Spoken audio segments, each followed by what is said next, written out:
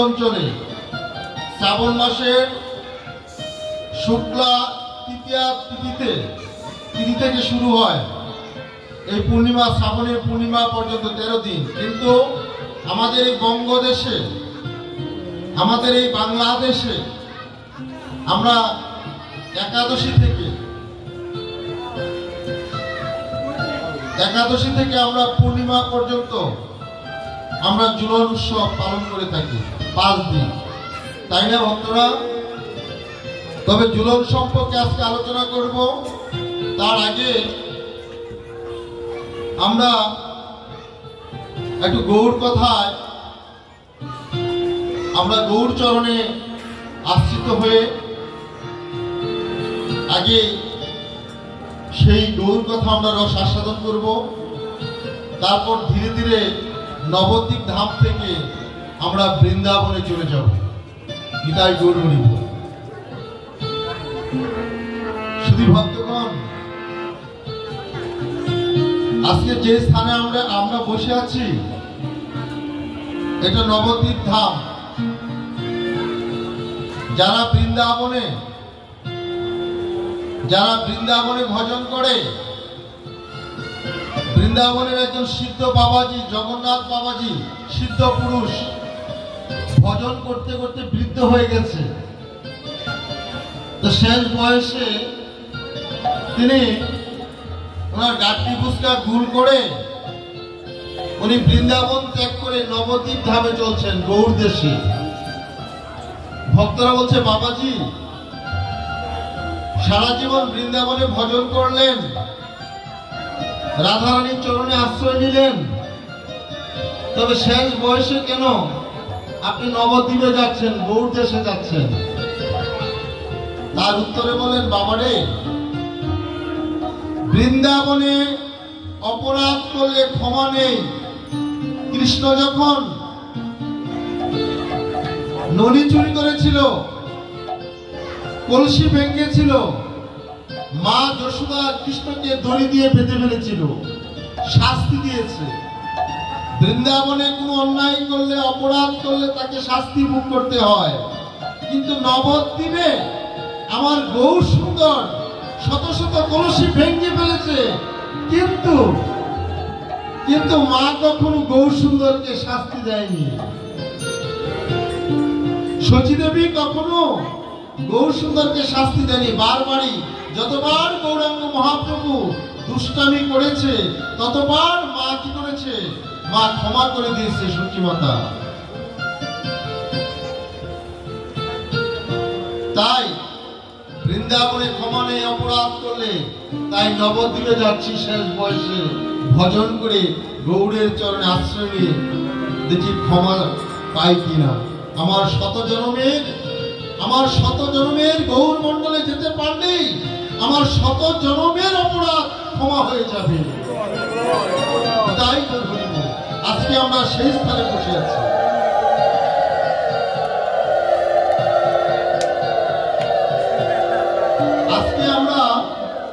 সেই স্থানে বসে আছি। শুধু ভক্তগণ, মহাপ্রভু যখন সন্ন্যাস নিলেন, তার জন্য, আপনার আমার জীবের জন্য, এই জগতের কল্যাণের জন্য গৌর সুন্দর সন্ন্যাস গ্রহণ করেছেন। যখন সন্ন্যাস গ্রহণ করেছেন, ভক্তগণ, তখন মহাপ্রভু অদ্বৈত আচার্যের গৃহে 10 দিন ছিল। শান্তিপুরে 10 দিন ছিল। সারা জনমের জন্য এই শান্তিপুর ছেড়ে গৌর সুন্দর যেদিন চলে যাবে, সেদিন নবদ্বীপে বৃক্ষ, তরুলতা, পশু পাখি, সচীমাতা, বিষ্ণুপ্রিয়া, সমস্ত গৌর ভক্তরা হা গৌর বলে কাঁদছেন। জাহাজ থেকে আমাদের এই গৌরধাম গৌর শূন্য হতে যাচ্ছে। গৌরাজ এই নবদ্বীপ ধাম ছেড়ে তিনি চলে যাচ্ছেন জন্মের মতো, আর কখনো এই নবদ্বীপ ধামে তিনি আসবেন না। সবাই কাঁদছেন, শুধু ভক্তগণ সবাই নবদ্বীপের ধুলায় গড়াগড়ি দিয়ে কাঁদছেন, পশু পাখি পর্যন্ত কাঁদছেন, বৃক্ষ তরুণতা কাঁদছেন, মা শচীদেবী কাঁদতেছেন, বিষ্ণুপ্রিয়া কাঁদতেছেন, গৌর ভক্তরা কাঁদতেছেন। মহাপ্রভু ঘর থেকে বের হলেন, কিন্তু অদ্বৈত প্রভু বুকে হাত দিয়ে যাচ্ছেন। সবাই কাঁদছে গৌর বলে, কিন্তু আমার নয়নে অশ্রু নেই কেন? আমার চোখে জল নেই কেন? আমি কাঁদতে পারছি না কেন? আমার কি হয়েছে? আমি কেন কাঁদতে পারছি না? এই জগতের সবাই গৌরের জন্য কাঁদছে, কিন্তু অদ্বৈত প্রভু বুকে হাত দিয়ে বলছে আমি কেন কাঁদতে পারছি না? আমার কি হয়েছে? প্রভু চলে যাচ্ছে নবদ্বীপ ধাম ছেড়ে। অদ্বৈত প্রভু পিছন থেকে গৌর সুন্দরকে ডাকছে, গৌর হরি, গৌর হরি, গৌর হরি। একবার দাঁড়াও গৌর হরি, দাঁড়াও একবার গৌর হরি, তুমি একবার দাঁড়াও। তুমি এত নিষ্ঠুর হয়েও না, তুমি এত পাষাণ হয়েও না। শুধু ভক্তগণ গৌর সুন্দর বলছে, অদ্বৈত আমার পেছন থেকে তুমি আমাকে ডাকছো কেন? তোমার কি হয়েছে? প্রভু এই জগতের সবাই কাঁদছে, তোমার জন্য কাঁদতেছে। সচিমাতা মাটিতে গড়াগড়ি দিয়ে হা গৌর বলে গড়াগড়ি যাচ্ছে মাটিতে এই নবদ্বীপের ধুলায়। বিষ্ণুপ্রিয়া কাঁদছে, তোমার ভক্তবৃন্দ কাঁদতেছে, কিন্তু আমি কেন, আমি অধম কেন হা গৌর বলে কাঁদতে পারছি না?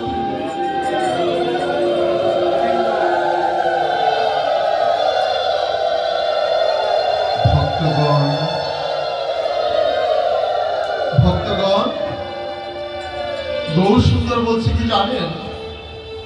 অদ্বৈত তুমি তো, তোমার তো আরেকটি নাম হচ্ছে গৌরানা। অদ্বৈত তুমি আমাকে এনেছো সারা জীবন কেঁদে কেঁদে, গঙ্গার জলে ফুল তুলসী দিয়ে, নয়নের জলে তুমি আমাকে কেঁদে কেঁদে তুমি আমাকে এই জগতে এনেছো জগতের কল্যাণের জন্য, জগতের মঙ্গলের জন্য। তুমি কাঁদতে পারছো না কেন জানো? আমার গায়ে এই উত্তরীটা দেখছো? হ্যাঁ প্রভু, তোমার গায়ে এই উত্তরীটা দেখছি। এই উত্তরীটাতে একটা গিট দেওয়া। গিট মানে কি? গিরু দেওয়া। মায়েরা শাড়ির আঁচলে গিরু দেয় না অনেকে? মায়েরা যেরকম শাড়ির আঁচলে গিরু দেন, মহাপ্রভু তার উত্তরীতে গিরু দিয়ে রেখেছেন, গিট দিয়ে রেখেছেন। বলছে আমি তোমার চোখের জল গিট বেঁধে রেখেছি, যেন আমার যাবার বেলা যেন তোমার চোখ দিয়ে যেন এক ফোঁটা জল অশ্রু না চলে।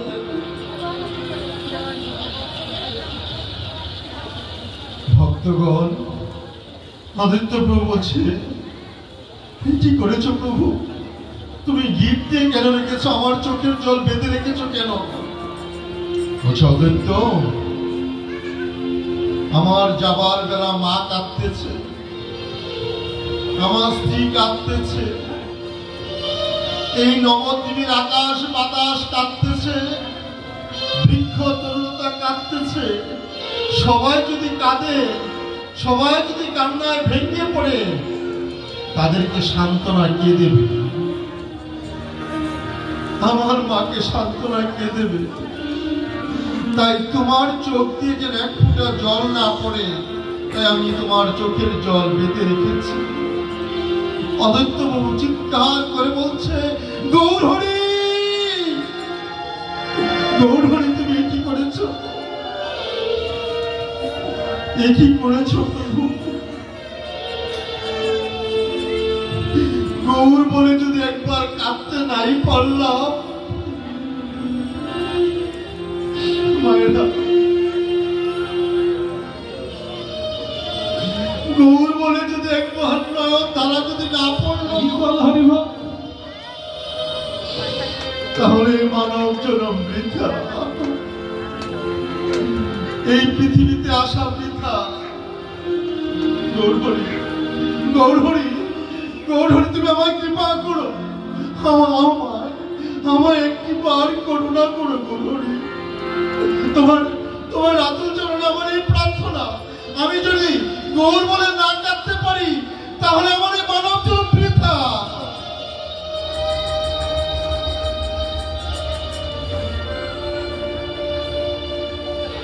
গৌরহরি, গৌরহরি কি করবেন?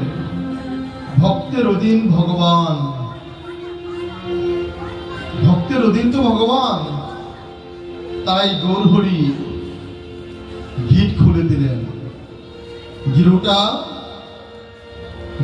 খুলে দিলেন। শুধু ভক্তগণ, গিরুটা যখন খুলে দিলেন, গৌরহরির চোখ দিয়ে অজর ভাবে জল পড়ছে, আর অদ্বৈত প্রভু অজর ভাবে কাঁদছেন। যাবার বেলায় মহাপ্রভু অদ্বৈত প্রভুকে বলে গেলেন, আমি তো চলে যাচ্ছি, এই গৌরমণ্ডল, এই নবদ্বীপ ধাম, এই নবদ্বীপের ভক্তবৃন্দকে তোমার হাতে তুলে দিয়ে গেলাম, তুমি তাদেরকে দেখো। আর অদ্বৈত প্রভু বলছে, প্রভু তুমি তো চলে যাচ্ছ, কিন্তু তোমার চরণ বন্দনা কি আর করতে পারবো না?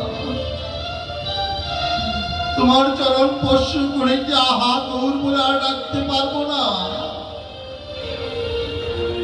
চরণ, কিসের চরণ? কার চরণ? শুধু ভক্তগণ, এই তো এখানে বসে আছি, আপনাদের মতো গৌর প্রাণ ভক্তদের চরণ ধুলো মাথায় নেওয়ার জন্য। এ তো সাধারণ চরণ নয়, এই চরণ কি সামান্য চরণ, এই চরণ কি সামান্য চরণ, গৌর নিতাই মিলিত চরণ, এই চরণ কি সামান্য চরণ, এই চরণ কি, সবাই গান, গৌর নিতাই মিলিত চরণ, এই চরণ কি সামান্য চরণ, গৌর নিতাই মিলিত চরণ, এই চরণ কি সামান্য চরণ, রাধা গোবিন্দের যুগল চরণ, এই চরণ কি সামান্য চরণ, রাধা গোবিন্দের যুগল চরণ, এই চরণ কি সামান্য চরণ, রাধা গোবিন্দের যুগল চরণ, এই চরণ কি সামান্য চরণ, রাধা গোবিন্দের যুগল চরণ, এই চরণ কি সামান্য চরণ, এই চরণ কি সামান্য চরণ, এই চরণ কি সামান্য চরণ, ভক্তগণের যুগল চরণ, এই চরণ কি সামান্য চরণ, ভক্তগণের যুগল চরণ, এই চরণ কি সামান্য চরণ, ভক্তগণের যুগল চরণ, এই চরণ কি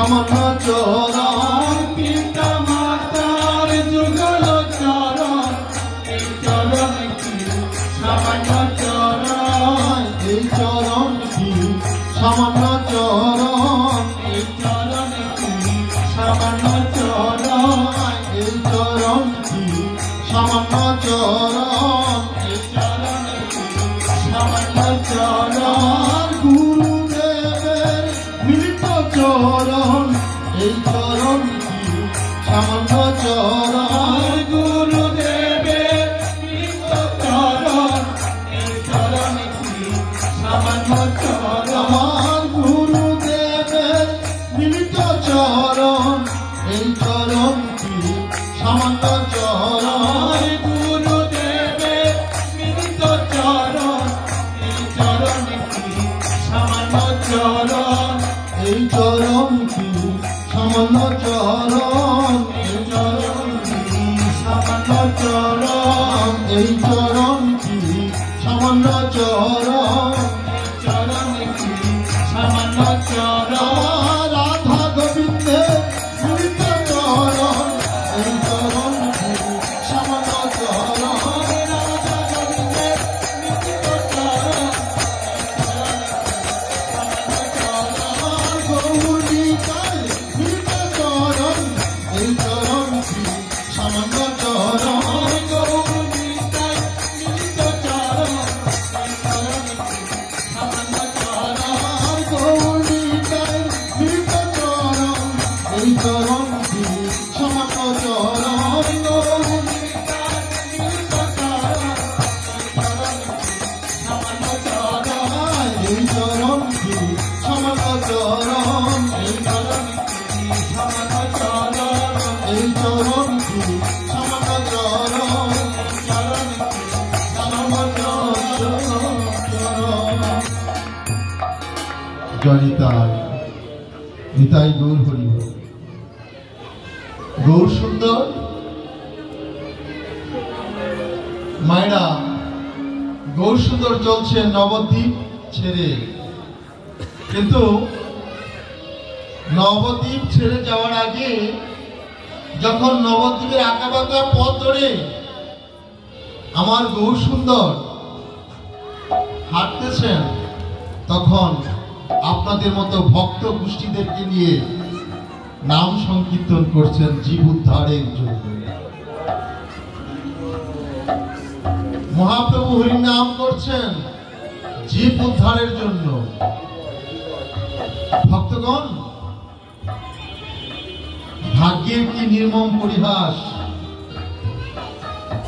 নবদ্বীপে একজন ভক্ত ছিল শঙ্কর আচার্য, ওর স্ত্রীর নাম ছিল সত্যবতী।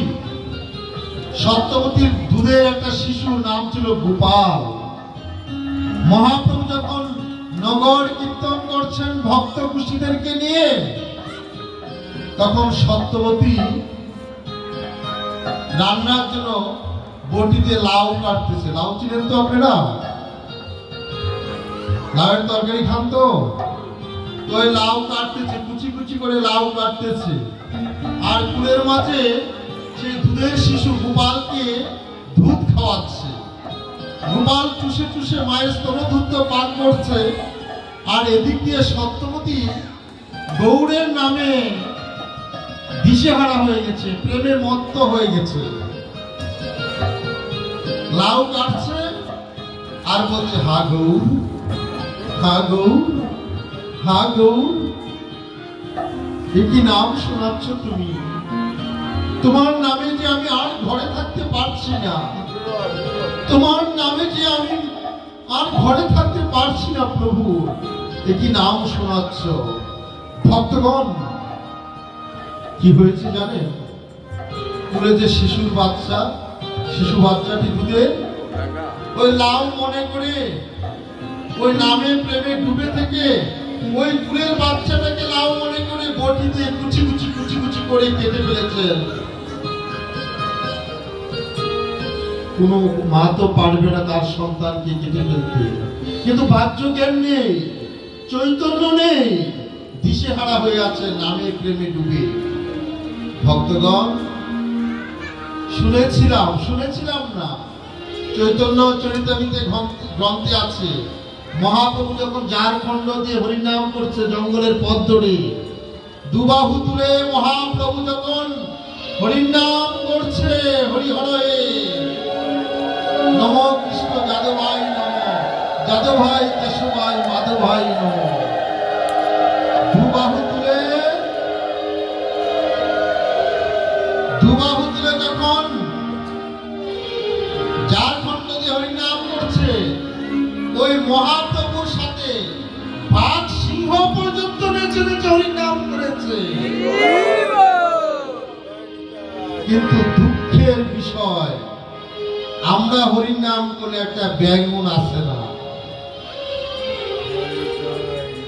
মহাপ্রভু যখন হরিনাম করেছে, বাঘ সিংহ পশু পাখি কীর্তন করেছে, আর আমরা রাত দিন মালা তিলক ধারণ করে প্রসাদ খুশি হয়ে হরিনাম করছি, একটা ব্যাঙ্গন লাফায় না। তার কারণ কি? হরিনাম করছি বটে, কিন্তু আজও পর্যন্ত আমার যে হৃদয়টা, যে হৃদ মন্দিরে আমার গৌর সুন্দর বসে থাকার কথা, ভক্তের হৃদয় যে আশ্রয়, সেই আশ্রয় স্থানটা এখনো পবিত্র করতে পারিনি। অহংকারে মত্ত হয়ে পাষাণের মতো হিংসা করে হরিনাম করছি। ভক্তগণ, হরিনাম করতে হবে শুদ্ধভাবে, হরিনাম করতে হবে মনকে সরল করে। ওই সরল প্রাণ নিয়ে যদি আপনি হরিনাম করতে পারেন, তাহলেই তো দেহের ভিতর আছে মোর গোলক বৃন্দাবন, জ্ঞানের বাতি জ্বালিয়ে দেখ রাধা কৃষ্ণের যুগল চরণ।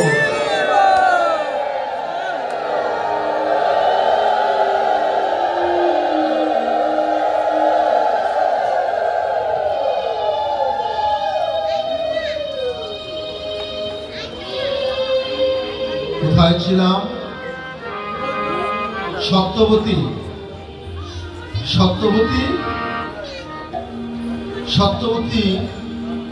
তার কুলের বাচ্চাটাকে কুচি কুচি করে লাউ মনে করে কেটে ফেলেছে, রক্তে ভরে গেছে, কিন্তু সত্যবতী গাইছেন হা গৌর হা গৌর, আর কৃষ্ণ ওই দিক দিয়ে গাচ্ছেন হরে কৃষ্ণ কৃষ্ণ কৃষ্ণ হরে হরে, হরে রাম রাম রাম হরে হরে। ভক্তগণ, এমন সময় সত্যবতীর স্বামী শঙ্করাচার্য স্নান করে ঘরে ফিরেছেন। ঘরে ফিরে দেখছেন সমস্ত রক্তে ভরে গেছে। ভালোভাবে শঙ্করাচার্য তাকিয়ে দেখছেন, ওই সত্যবতী নিজের সন্তানকে কেটে ফেলেছে।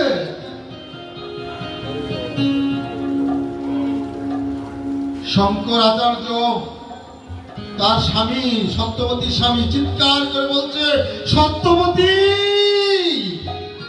এ কি করেছো তুমি? তুমি কেমন মা? নিজের সন্তানকে কেটে ফেলেছো, এ কি করেছো তুমি? তোমার কি হয়েছে? তুমি তোমার সন্তানকে কেটে ফেলেছো কেন? আমার একমাত্র পুত্র গোপাল, তুমি ওই গোপালকে কেটে ফেলেছো কেন? ওই দুধের বাচ্চা কি অপরাধ করেছে? সত্যবতী চমকে উঠলেন, গৌরহরি এ কি করলাম আমি?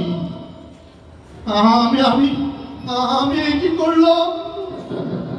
আমার বুকের ধন, আমার সন্তান, আমার হৃদয়ের স্পন্দন, যে শিশু বড় হয়ে আমাকে মা বলে ডাকত, যার মুখ থেকে মা ডাক শোনার জন্য আমার হৃদয় ব্যাকুল হয়ে আছে, ওই শিশুকে আমি কেটে ফেলেছি, আমার সন্তানকে আমি কেটে ফেলেছি। না, গৌর সুন্দরী কি করেছে? গৌরের উপর দোষ চাপিয়ে দিয়েছে আমার গৌরাঙ্গ মহারাজ। শঙ্কর বলছে, কি করেছো তুমি? পাশানি, পাশানি, তুমি কি করেছো? তুমি কেমন করে পারলে নিজ সন্তানকে মেরে ফেলতে? বলছে, দেখো, আমি যে কখন কৃষ্ণ নামে মত্তহারা হয়ে গেছি আমি বলতে পারছি না। এই দোষ তো আমার নয়। যে নগর কীর্তন করছে গৌরহরি, তাকে ডাকো। তার নামের উপরে এত কলঙ্ক কেন দিল? গৌরহরি, গৌরহরি, গৌরহরি। আমার প্রাণ গৌরাঙ্গ, আমার প্রাণ গৌরাঙ্গ একটি বার আমার গৃহে আসলো। ভক্তগণ, গৌরহরি ডাক শুনতে পারলেন, গৃহে গেলেন। সত্যবতী, তুমি এমন চিৎকার করে আমাকে ডাকছো কেন? তোমার কি হয়েছে? তুমি এমন চিৎকার করে আমাকে ডাকছো কেন? তোমার কি হয়েছে? প্রভু, তোমার নামে যে সন্তান হারা হতে হয় আগে তো জানতাম না। আগে যদি জানতাম এমন মধুমাখা, এমন নিষ্ঠুর কৃষ্ণ নাম আমি আর করতাম না।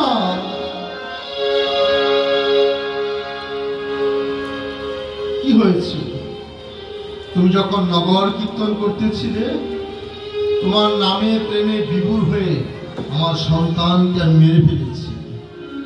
এই দেখো। গৌর সুন্দর বলছে,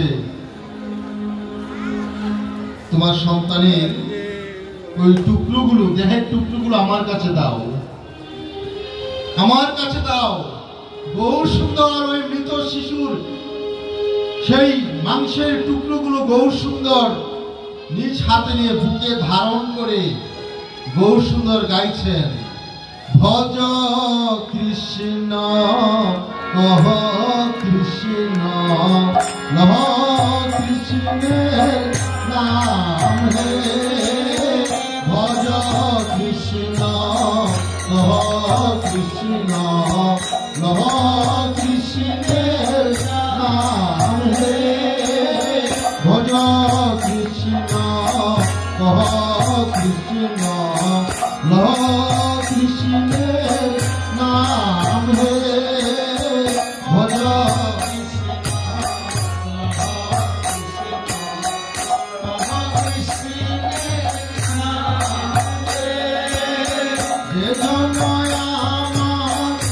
কৃষ্ণ ভজে সে আমার প্রাণ হে,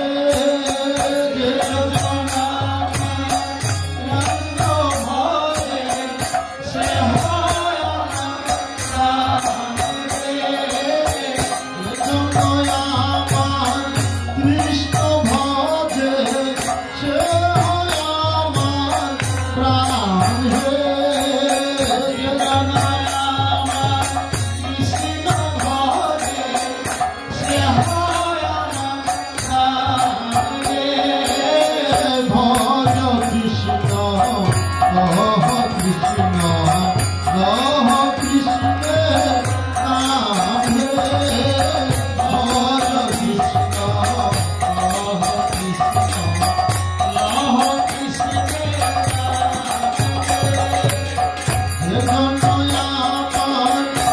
ভজে সে আমার প্রাণ হে,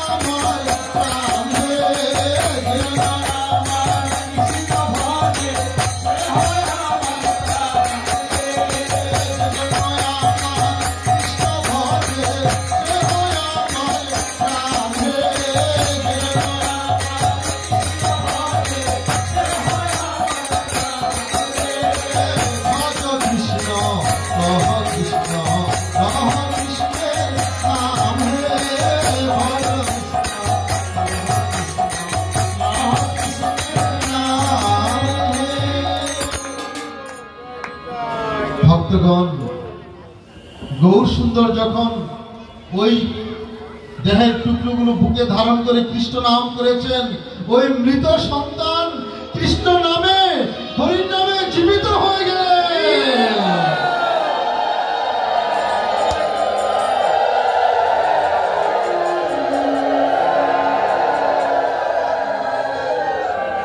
সত্যবতী, সত্যবতী, এই নাও, এই কৃষ্ণ নামে তোমার সন্তান তুমি ফিরে পেয়েছ। মধুমন্তা, মধুমন্তা হরির নামে আজ তোমার বুকের দন ফিরে পেয়েছ। সত্যবতী গৌর সুন্দরকে বলছেন, গৌরহরি, গৌরহরি, সত্যি তো আমার সন্তান ফিরে পেয়েছি।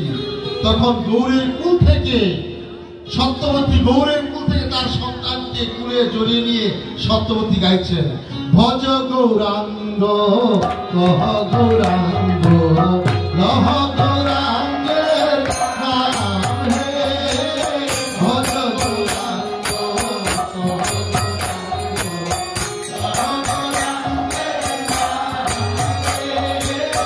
ভজ গৌরাঙ্গ কহ গৌরাঙ্গ লহ